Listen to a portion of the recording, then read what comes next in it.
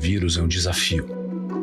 E a tecnologia da Petrobras pode ajudar muito neste momento. Nossos cientistas e nossa rede de parceiros estão buscando incansavelmente soluções rápidas para prevenção e tratamento. Redirecionamos a capacidade de processamento de 2 supercomputadores para a pesquisa de combate à doença. Juntos, nossa energia fica mais forte.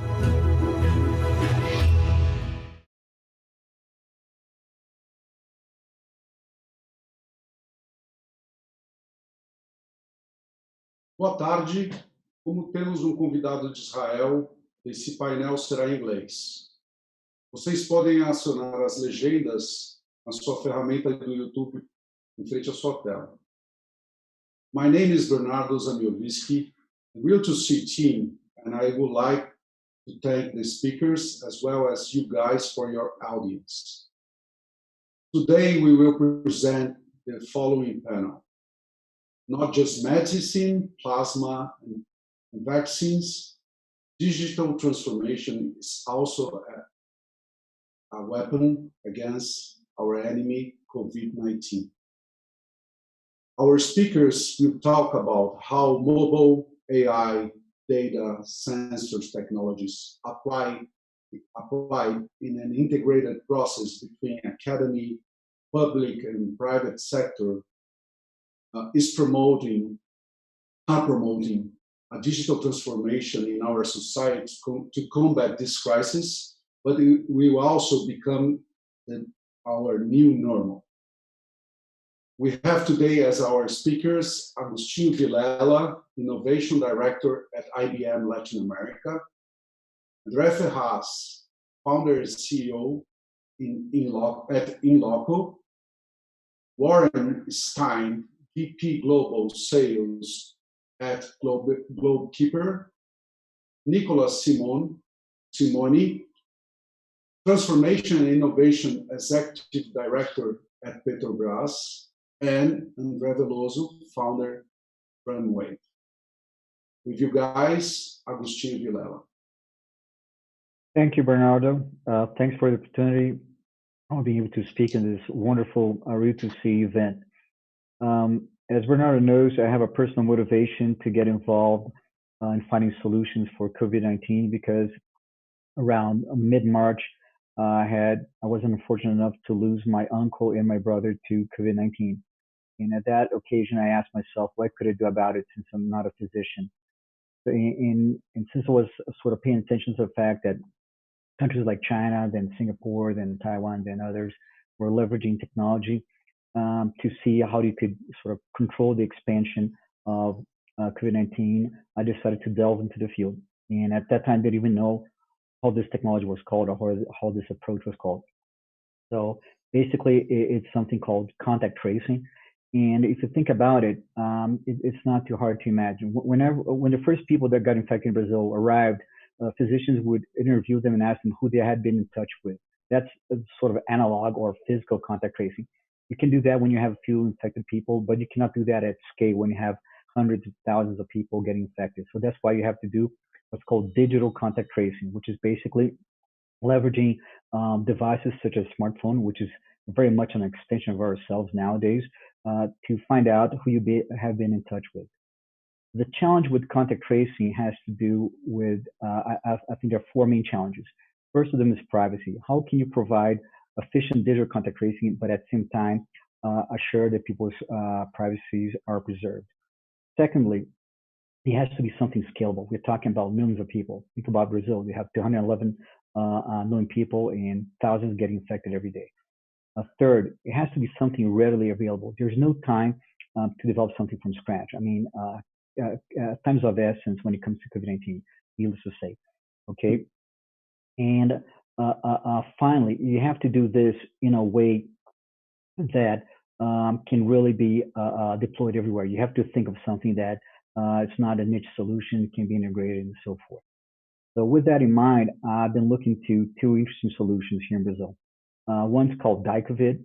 It's a local solution developed in the state of Pernambuco in Brazil, which has very interesting features regarding integration with government systems, a rich set of functionalities, etc. And this is really key.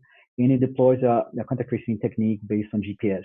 So it can detect what we call surface contagion of COVID, like people who shared a same physical space at distinct moments, okay?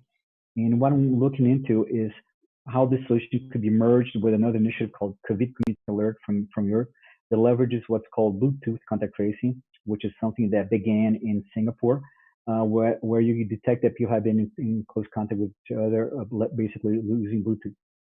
And so by having this sort of a local solution that's very well devised with respect to integration with government health systems that covers the use case of surface contagion and basically merging that with a solution that is very privacy preserved because it follows European GDPR laws and covers the use case of contact through Bluetooth, which is actually definitely more accurate than GPS. I feel that this could be a winning solution for the country, and if not, possibly even for the world. Okay, so this is where I've been dedicating my time to sort of understand these two solutions, to see what they need to sort of join forces, work together, and the deployment of that COVID is going to begin in Pernambuco state probably today, and it's going to be expanded to other states. We expect some replication among states in Brazil fairly soon, and hopefully they will, at a second release, merge with COVID Community Alert, and as I said, incorporate these interesting additional properties that they have, and who knows, maybe even create something that can be replicated worldwide. So basically, that's where I stand on this topic. Currently, IBM is providing cloud, okay, and I'm seeking approval within the company for further engagement. But at this moment, we are basically a cloud provider for this. Thank you very much, Agostinho. Now, André Ferraz, please. Bernardo. Hi, everyone. I'm André from Inloco. Well, what we have been doing so far is analyzing our location data. So Inloco is a data company focused on location technologies. And basically the way we have been leveraging location data in this scenario is, first of all, mapping what we're calling the social isolation index, which is available on our website. Basically, we're mapping the percentage of people in a certain area which are leaving their homes during a certain date, right? And based on that, we are ranking all of those micro regions within a city to help government authorities to understand how to respond to each region in a specific way. So that was the first one. And with this metric, we actually started using that as an input to start making some predictions. So for example, we did a predictive model with the University of São Paulo, in which they're leveraging this information to predict the infection curve for each city. And they're leveraging the social isolation index combined with another information, which is the flow of people between different cities. So because of that, they're able to predict the infection curve. So that's another metric. Then there is an additional metric with location data, which is understanding in real time the occupancy rate of hospitals and healthcare facilities. And based on that, combining this information with the prediction of the infection curve, we're able to predict in a certain area when the local healthcare system is going to get into a deep crisis, right? So we're basically helping predict what's next in regards to this crisis and understanding the real effects of social distancing and social isolation regarding the infection curve, right? So I should mention some other elements of this solution, which is Agostinho mentioned very well, like this needs to be scalable, right? And Inloco as a company was serving several app developers with this location technology to do other things, including personalizing the user experience based on the location context, and also securing the user's transactions by leveraging location as an additional factor for secure authentications.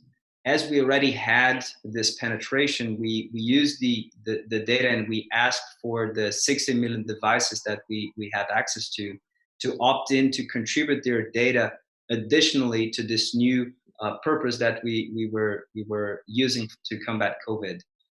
So out of the 60 million, about 37.5 million people opted in to enable us to use this data for COVID purposes as well. And because of that, we were able to map the entire country and understand what's going on in regards to social distancing. And then finally, I should mention about the privacy practices here, which is definitely a sensitive topic when we're talking about geolocation and also the scenario of the pandemic, which is, first of all, the process is voluntary. So all of those 37.5 million users, they opted in to enable us to use their location data for this purpose. The second thing is that it's easy to opt out or delete your data at any time within our platform. And finally, the data that is being made available to the governments, it is also being made available to the public. So it's available on our website as well. Everyone can check which type of information we're disclosing. And the information is not about individuals, but about regions, right? So we're talking about neighborhoods, cities, states, but not a person specifically. So we're aggregating the information, anonymizing the information, and only enabling governments to use the broader map of Brazil and how things are moving. So that's basically what we have been doing. Happy to be contributing with our technology to this initiative. Also happy that a few weeks ago we were interacting with Agostinho as well on trying to see how this technology could be applied to country tracing. We figured out that it's not the most adequate technology. So happy to see that you're now starting to use Bluetooth as well, because that's an important step on combating this crisis. Thanks. Thank you very much. Warren, now is your turn. Thank you, Bernardo. Wonderful to be on the panel, and it's wonderful to see how companies are trying to both flatten that curve and try to get people back to work and the economy running again. So I'm Warren, looking after the business for GlobeKeeper. And just to let you know a little bit about GlobeKeeper is that our core product is in fact a virtual command platform where we work with security agencies the world over using existing mobile devices. Our founders are people come out of the IDF intelligence corps and specializing in secure communications. This is important because I say that when the Ministry of Health in Israel contacted us to help them try and combat this tragedy with the contact tracing application, the knowledge and the core competency was not foreign to us. So we already had the full knowledge of how to work with this, and we could pivot very, very quickly to work on the new solution. I think some of the former speakers mentioned there's no time to develop now. We need to actually go out, put those apps and put those solutions in the market. So we came up with, we worked with the Ministry of Health on them designing and working with them on the Magen app, which already has more than 2 million downloads. And we have developed the Safe app, which we are working with countries and enterprises the world over for the same purpose. And with your permission, if you could just show a quick 90-second explainer video, and I think it could explain it more eloquently than I probably can. Here's how you can empower your community to battle the COVID-19 pandemic in your country. Every health expert will tell you the #1 priority should be slowing down the spread of the virus or flattening the curve. Enter Safe by GlobeKeeper, the app that accurately and anonymously pinpoints the location of its users and lets them know if they've come in contact with a confirmed COVID-19 patient without invading their privacy. All a user has to do is install the app and enable location services, Wi-Fi and Bluetooth. That's it. Once downloaded, the system immediately cross-references the user's recent routes with those of confirmed cases and lets them know if they've crossed paths and should self-isolate. Since GPS covers a relatively broad radius around a user, Safe adds layers of Bluetooth, data over sound, and Wi-Fi. GlobeKeeper's unique algorithm aggregates data from all sensors for maximum precision, pinpointing locations as specific as a single floor in an office building, therefore avoiding over-disruption. Personal data is saved locally, so no personal information is shared on the network, ensuring maximum privacy. Once notified, a user can choose to share their location history and sensor information with the local Ministry of Health. By sharing their information, users help authorities conserve valuable resources. Instead of interrogating each person separately, now the authorities can notify anyone who has been potentially exposed through the app, and with just a few clicks. Health officials can access and monitor all of the macro data instantly on an intuitive, easy-to-use dashboard. So contact GlobeKeeper today and empower your community to battle COVID-19 together. So after having seen the video, I want to just touch on a few points, and I think these are issues which are being raised the world over, and I'm sure the panel will agree. Our main guiding principles were three points. The first, that the app needed to be fully secure. GlobeKeeper used its military-grade encryption to ensure that we are going to be a secure app. Very important for GDPR compliance. Privacy, very, very important. Which brings me to the next principle, is that of privacy. Privacy is absolutely critical.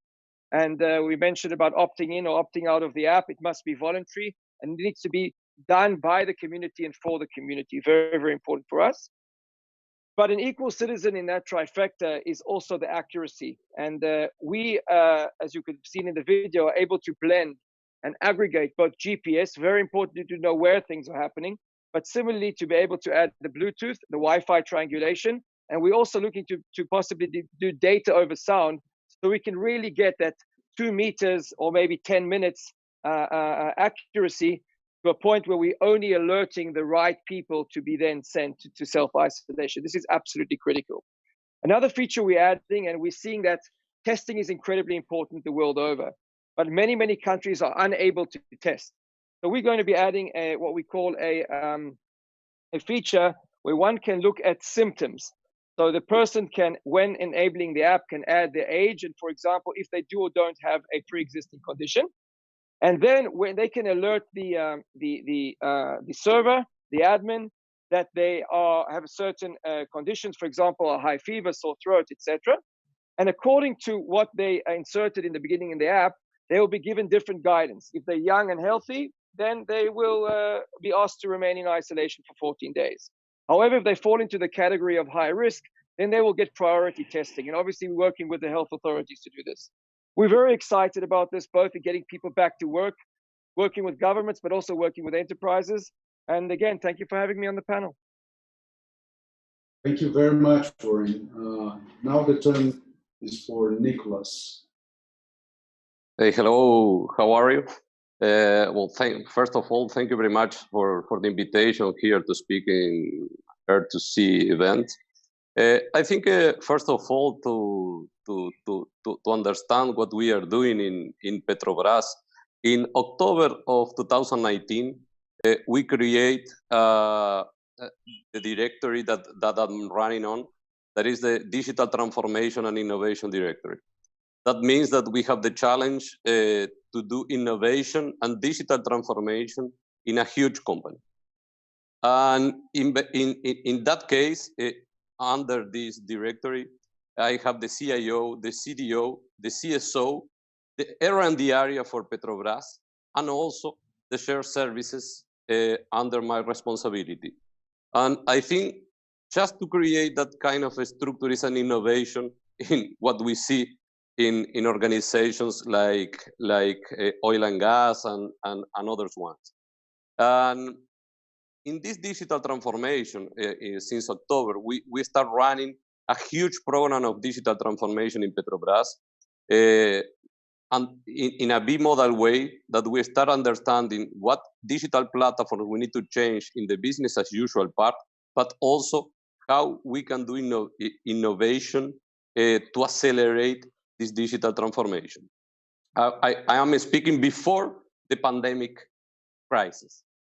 And in the way of that, what we did from October to today was helping us to almost put and running the full company in a home office platform.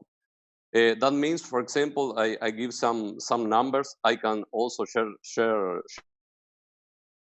As a part of our digital transformation program, and I think what we did, we accelerate all the fronts that we have in place, that we have planned. It's allow us to put between 20 and 30,000 people in home office. Some numbers that I will share with you also, I can share the graphic. In 1 or 2 weeks, we delivered 6,000 notebooks, plus the 31,000 notebooks that we already have in place. Also, we activate the capacity, we increase the capacity of VPN connections to 25 or 24,000 people simultaneously in parallel. Also, we deliver virtual terminals or virtual desktop because we have some users that need to use high performance computing or some system that maybe they will need to use or connect to our machines. We deliver 15,000 virtual terminals in order to connect. And we are using like video conference, like Microsoft Teams, that we have almost 56,000 connections simultaneously. Also, we are doing leadership connections. We are doing design thinking. We are working with agile teams. Everything using a Microsoft Teams connection or video conference connection. I think in this digital transformation, or in the situation that we are today, that I call the perfect storm, because the market is going down. For us, the oil price is going down also, and we have the pandemic. I think no one from risk will predict the kind of scenario that we are living today. In this sad situation, I think is something that we can take as a positive. That is, we are going to do in these 3 months that we are passing through a digital transformation. That means it's a cultural transformation, so it's not just technology, that maybe we will do in 3 or 5 years. That means that we are doing in 3 months something that maybe for us will take the 3 or 5 years. And I think it's something positive to take all this sad situation. And we are in a new normal. When we put 30,000 people in home office, we are changing the way of working. But when we come to the normality, and here we speak about the new normal, I think what we can take place is the world will change, the way of working will change, and we need to adapt to this situation. And I think it's something to take care of that one. But also in our R&D area, what we are doing, we create a scientific response team. We are sharing our high performance computing, that we have capacity resource along with our partners for what? For work to design, understand how the COVID-19 is working, and we can start understanding how to design therapeutic thing to stop the pandemic. Also, we are building and delivering thermographic cameras or thermographic products in order to help our colleagues when they need to go to a building, or we need to be on board in a platform. We are using business intelligence, artificial intelligence, all the technological resources that we have in place. We are putting available to our company, but also to the society, in order to help us to pass this pandemic and crisis situation that we are living.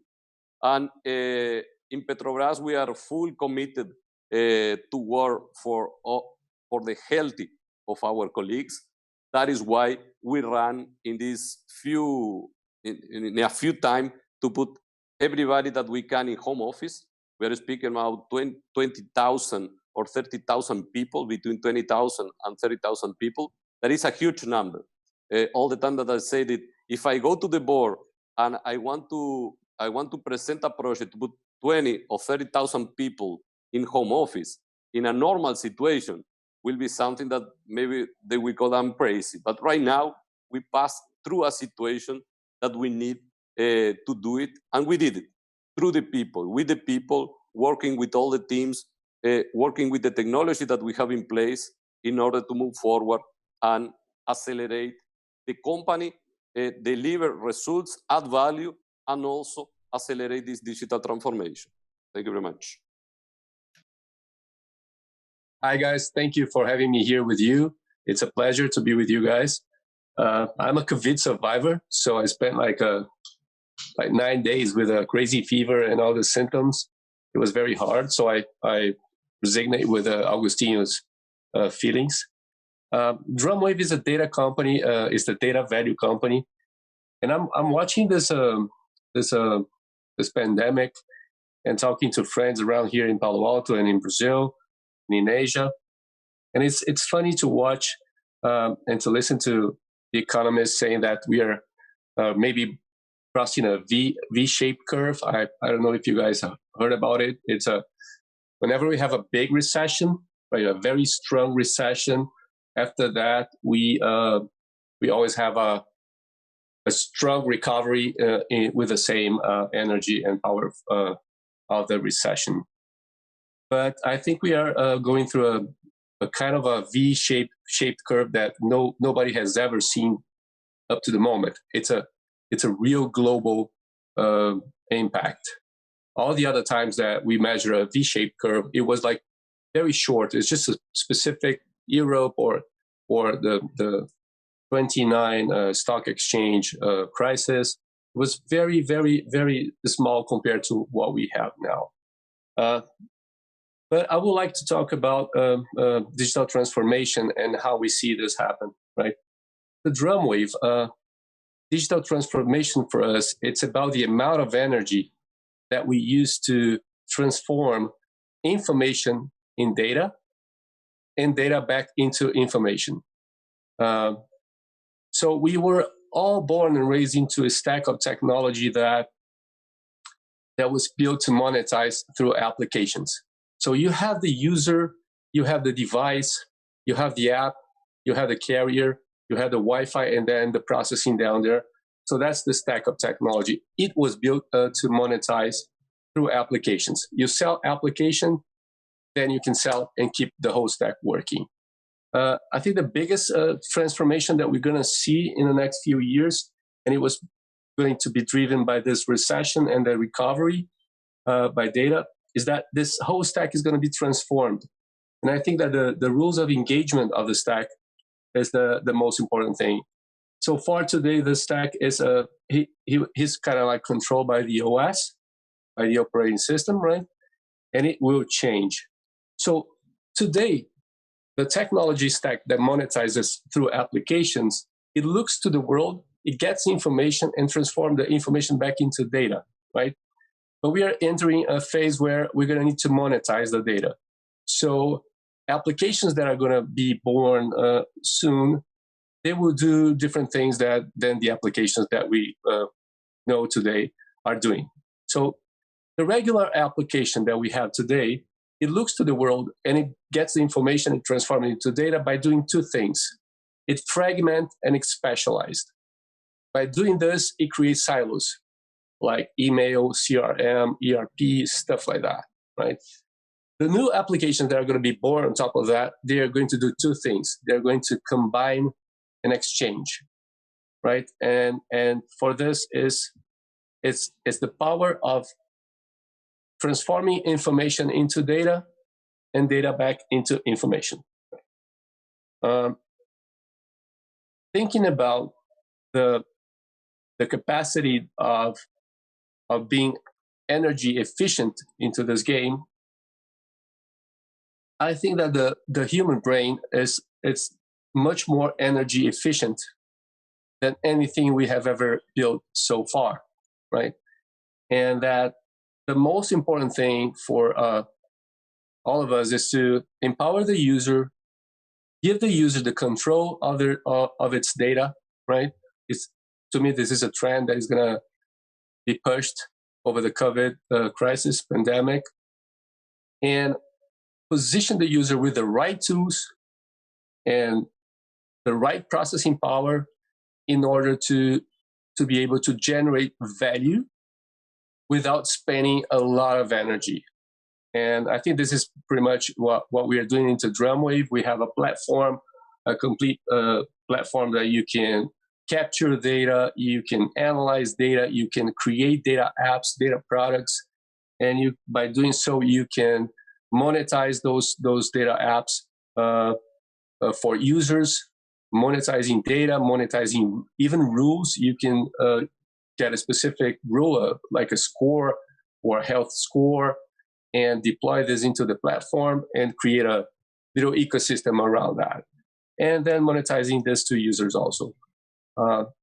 We are pretty much engaged in 2 or 3 big projects to help COVID analysis and visualization.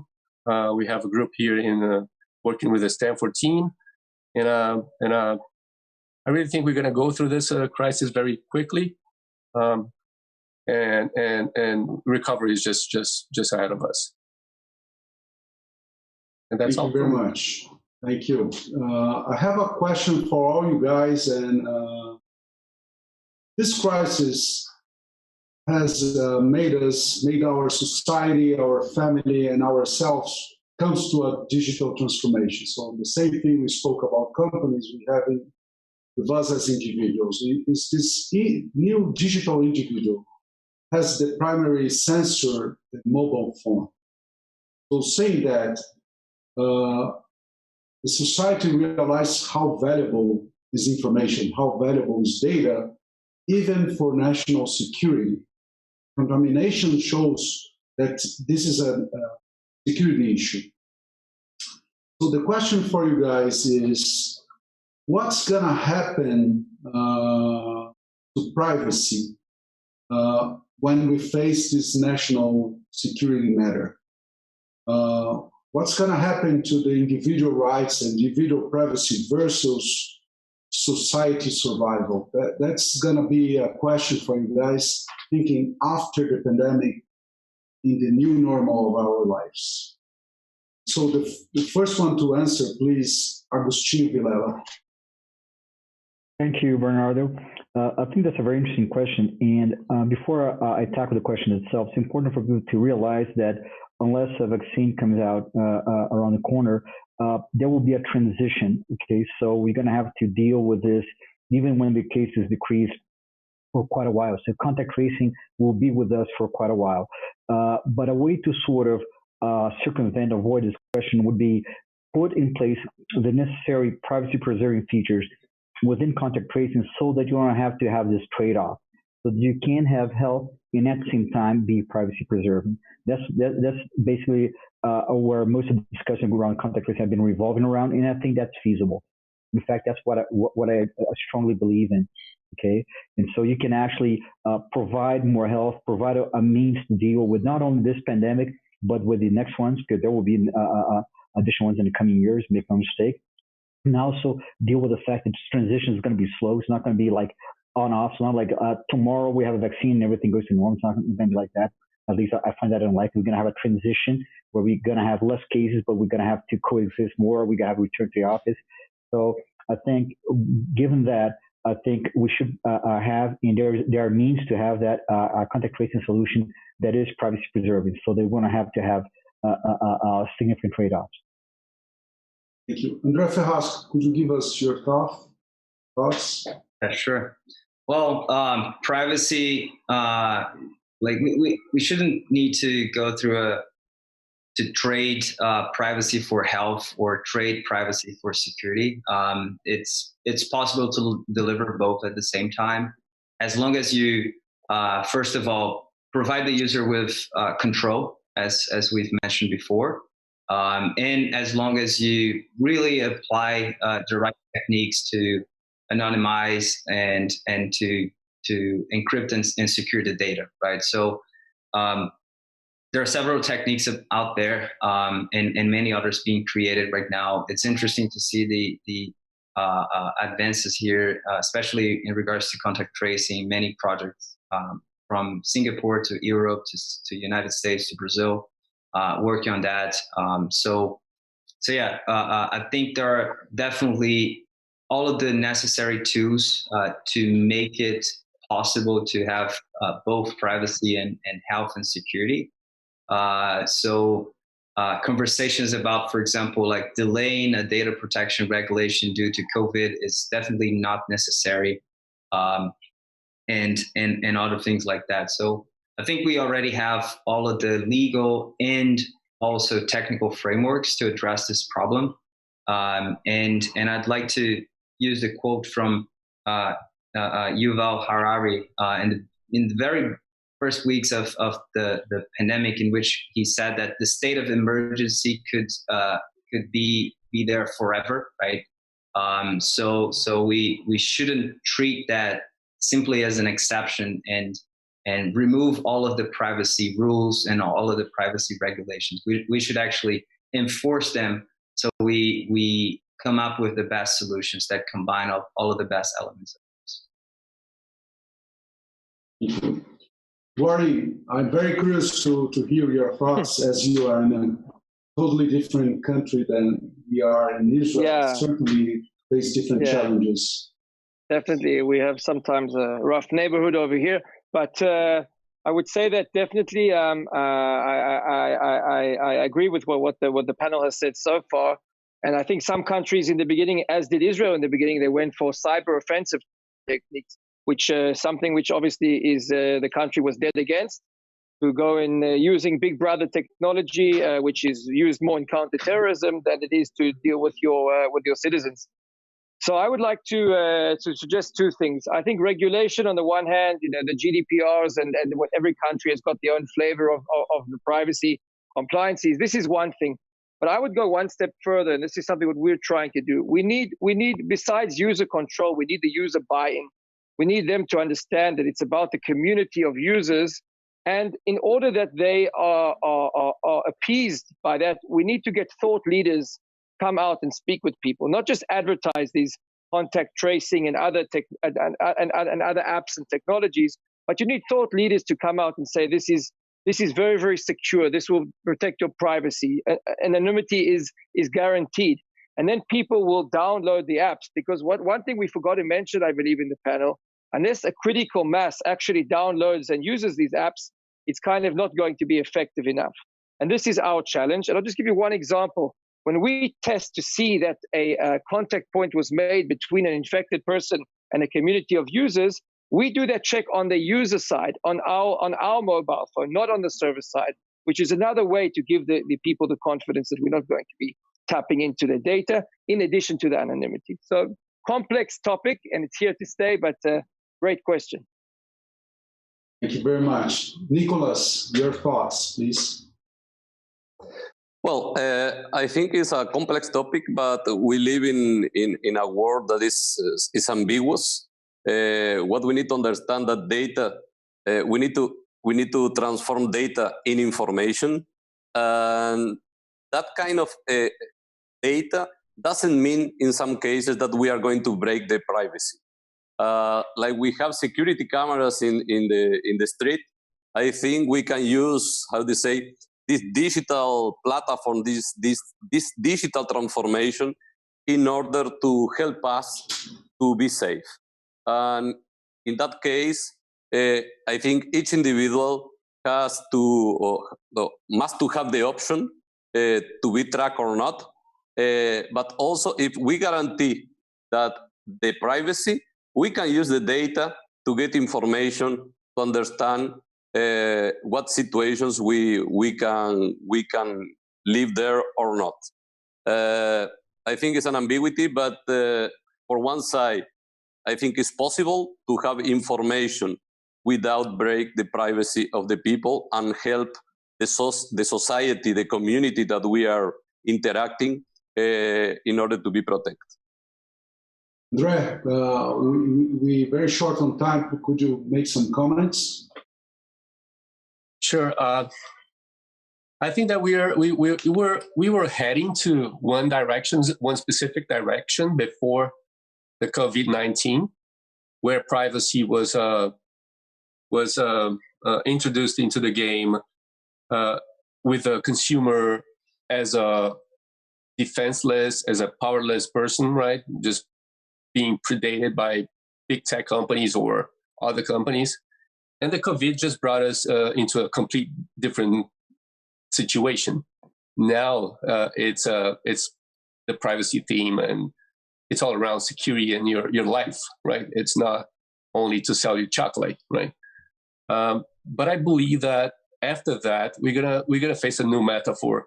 We're gonna see a new paradigm where ethics and other values are gonna be imbalanced, but only after that. So far, everything to me is just speculation. So, guys, thank you very much. It was a very, very sharp panel. You guys are great. It's an honor to exchange with you here, and I hope this information will help people for the future. And now I would like to say that we will present a video about the launch of Petrobras Connections for Innovation.